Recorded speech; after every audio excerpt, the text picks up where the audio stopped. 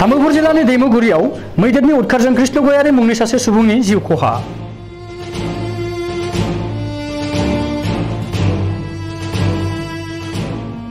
तामुलपुर जिल्लानि भारत भूटान सिमना साखाथिनि बगाजुलि दैमुगुरियाव मैदेरनि उदखारजों फिन सासे सुबुंनि जिउ खहा जादों।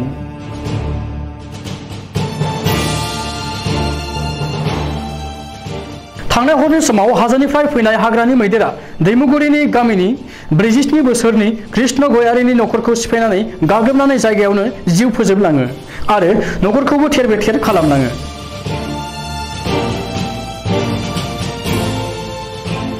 जायनि थाखाय बिसि हेमन्त गयारी आरो नखरनि सुबुंफोरनाव अरायनि थाखाय दुखुनि मेगन मोदै बोहैहोलाङो। बेजों लोगोसेनो हाग्रानि मैदेर फालोआ साखाथिनि रन्जित बसुमतारी, सकेन बसुमतारी, अजय बसुमतारीमोननि नखरफोरजों लोगोसेनो गोबां सुबुंफोरनि न'फोरखौ सिफायलाङो आरो थानाय जानाय धोन सम्पति गोबां खहा खालामनानै होलाङो।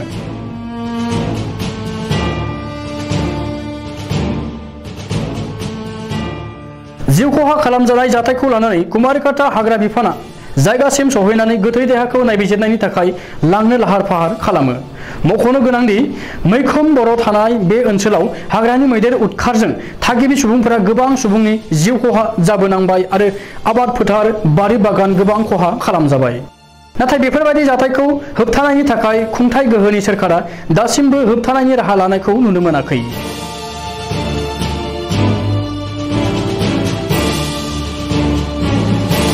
দুখজনক কথা, আজি প্ৰায় ৰাতি পোহৰ হং 2:30 মান বজাত এটা হাতী আহি আমাৰ दैमुगुरि গাঁৱৰ আমলাইগুৰি এফআৰচিৰ এজন 45 বয়সৰ শ্ৰী কৃষ্ণ গয়াৰী নামৰ একজন ব্যক্তিজনক ঘৰৰ পৰা উলিয়াই আনি হাতীয়ে গছকি মাৰে আৰু তেখেতৰ ঘৈণীয়েকৰ নাম হৈছে মিছ হেমন্তী গয়াৰী।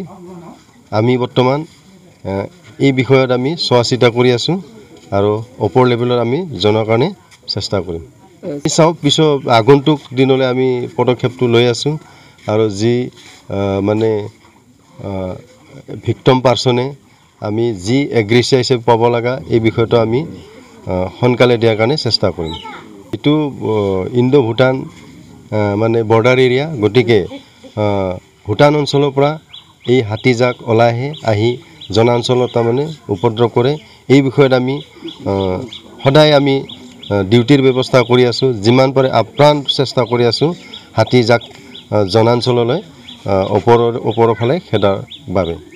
ৰাতিপুৱা মোৰ স্থানীয় এজন বন্ধুৱে মোক ফোন কৰি জনালে যে दैमुगुरि बगाजुलि गाँवर दुखिया परियाলৰ কৃষ্ণ গয়াৰীৰ বনৰীয়া হাতীৰ আক্ৰমণত মৃত্যু হৈছে বুলি জনাইছে। মই লগে লগে আমাৰ কুমাৰিকাটা ৰেঞ্জাৰ ফোন কৰিলোঁ। তেখেতে মোৰ ফোনটো ৰিচিভ কৰিব নোৱাৰিলে, কিজানি তেওঁ অলপ ব্যস্ত হৈ আছিল। তাৰপিছত মই নিজে ঘটনাস্থলীত উপস্থিত হ'লোঁ। উপস্থিত হৈ চাওঁ যে কৃষ্ণ গয়াৰীৰ মৃত্যু হৈছে। তেওঁৰ ঘৰ ভাঙি আক্ৰমণ কৰিছে। যে তেওঁৰ প্ৰায় পুৱতি নিশা প্ৰায় 2:30 বজাৰ কথা কৈছে। তে মই যেতিয়া উপস্থিত হওঁ তেতিয়া তেওঁ মৃত হিচাপে মানে তেওঁক শুই আছে।